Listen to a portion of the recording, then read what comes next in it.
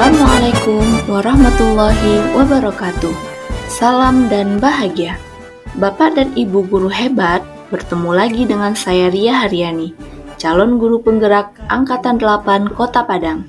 Dalam video ini, saya akan bercerita tentang gambaran diri saya di masa depan, setelah lolos guru penggerak dan menjalankan nilai dan peran saya sebagai guru penggerak selama 3 tahun mendatang, baik dalam keseharian, terprogram, rutin berkesinambungan, maupun yang bersifat khusus. Berikut kegiatan tersebut berdasarkan nilai-nilai guru penggerak. Pertama, berpihak pada murid. Dalam keseharian yang saya lakukan, pertama, saya mencontohkan karakter yang baik kepada murid seperti melakukan 5S, senyum, salam, sapa, sopan, dan santun, agar murid saya juga bisa menerapkannya kepada guru lain, teman, warga sekolah, orang tua, dan masyarakat.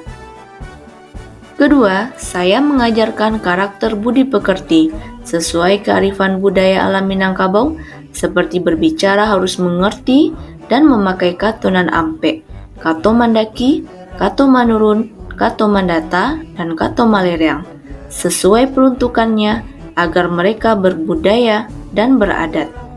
Ketiga, saya menuntun murid untuk memiliki karakter profil pelajar Pancasila dalam keseharian di sekolah.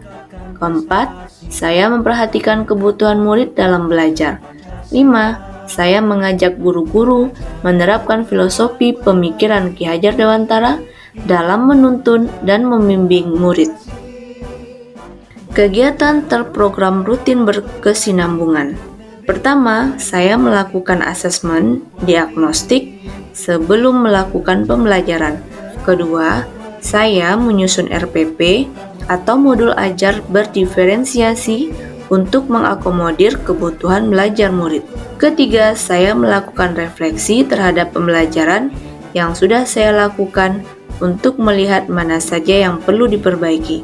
Keempat, saya melakukan analisis terhadap keberhasilan murid setelah mempelajari materi tertentu untuk melakukan tindak lanjut berupa pemberian pengayaan ataupun remedial. Kegiatan khusus. Yang pertama, saya memberi perhatian khusus untuk murid yang mengalami kesulitan dalam belajar fisika. Yang kedua, saya memberi perhatian khusus untuk murid yang memiliki potensi istimewa dalam belajar fisika. Nilai kedua yaitu nilai mandiri. Dalam keseharian, pertama, secara mandiri saya terus menggali pengetahuan bagaimana menjadi pendidik generasi masa kini. Yang kedua, secara mandiri saya terus menggali pengetahuan mengenai inovasi-inovasi dalam pembelajaran kurikulum merdeka. Yang ketiga, secara mandiri saya selalu meningkatkan kemampuan IT saya. Yang keempat, secara mandiri, saya terus belajar meningkatkan kompetensi profesional saya sebagai guru fisika. Untuk kegiatan yang terprogram rutin berkesinambungan, pertama saya terus meningkatkan kompetensi guru dengan mengikuti kegiatan pada organisasi MGMP. Yang kedua, saya mengikuti kegiatan pengembangan diri dari Kemendikbudristekdikti. Ketiga, saya mengikuti pembatik untuk meningkatkan kemampuan IT saya. Keempat, saya mengikuti kegiatan workshop terkait pembelajaran di sekolah. Kelima, saya selalu belajar mandiri melalui platform Merdeka Mengajar. Kegiatan khusus, yang pertama saya mengikuti webinar nasional terkait pembelajaran. Yang kedua, saya belajar secara otodidak. 3. Nilai reflektif. Dalam keseharian, pertama, saya selalu merefleksikan sikap saya sendiri agar menjadi lebih baik dan bisa menjadi teladan dalam berkarakter. Kedua, saya selalu melakukan refleksi terhadap pembelajaran yang sudah saya lakukan. Apakah sudah dapat dipahami murid atau tidak?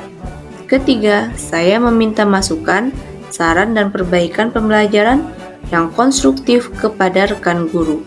Keempat, saya melakukan perbaikan atas masukan, saran, dan perbaikan pembelajaran dari guru dan kepala sekolah. Kelima, saya juga menuntun murid melakukan refleksi terhadap pembelajaran di kelas. Kegiatan terprogram rutin berkesinambungan. Yang pertama, saya selalu melakukan refleksi terhadap pembelajaran yang sudah saya lakukan dan menuangkannya dalam dokumen refleksi dan rencana tindak lanjut perbaikan pembelajaran setiap masuk kelas. Kedua, saya meminta masukan, saran, dan perbaikan pembelajaran yang konstruktif kepada guru dan kepala sekolah setelah kegiatan supervisi tiap semester. Kegiatan khusus, saya melakukan refleksi dan kontemplasi secara pribadi. Keempat, nilai kolaboratif. Dalam keseharian, pertama, saya selalu berkolaborasi dengan murid untuk menciptakan pembelajaran yang aktif, kreatif, dan menyenangkan.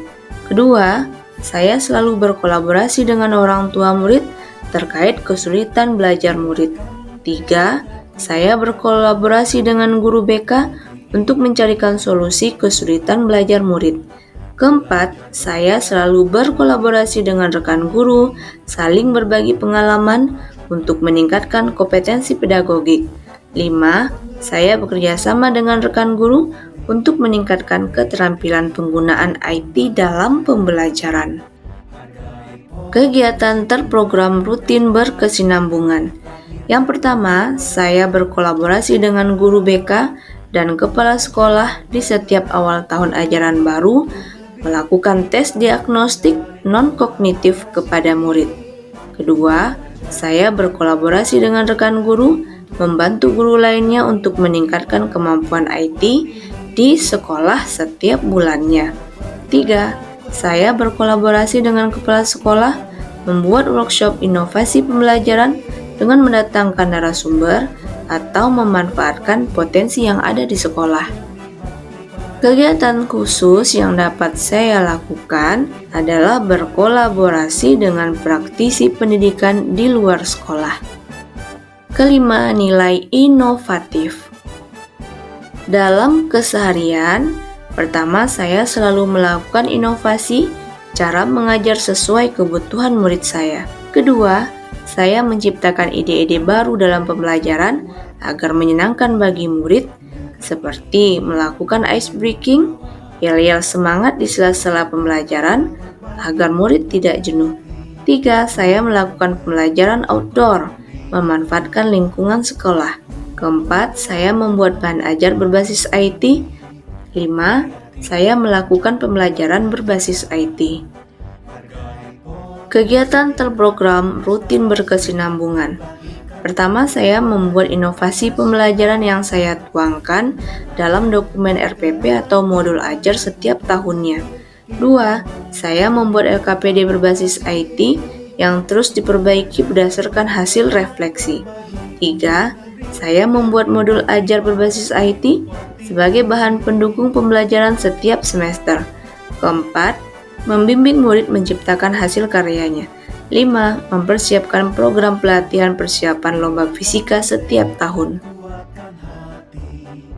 Kegiatan khusus yang saya lakukan, pertama, memperbanyak konten video pembelajaran pada channel YouTube pribadi saya sebagai bahan belajar bagi murid. Yang kedua, melakukan pendampingan kepada murid secara personal untuk menciptakan hasil karya dalam bidang fisika. Demikian saja gambaran diri saya di masa depan dan menjalankan nilai dan peran saya sebagai guru penggerak selama 3 tahun mendatang, baik dalam keseharian, terprogram rutin berkesinambungan, maupun yang bersifat khusus. Semoga video ini bermanfaat. Terima kasih, salam dan bahagia.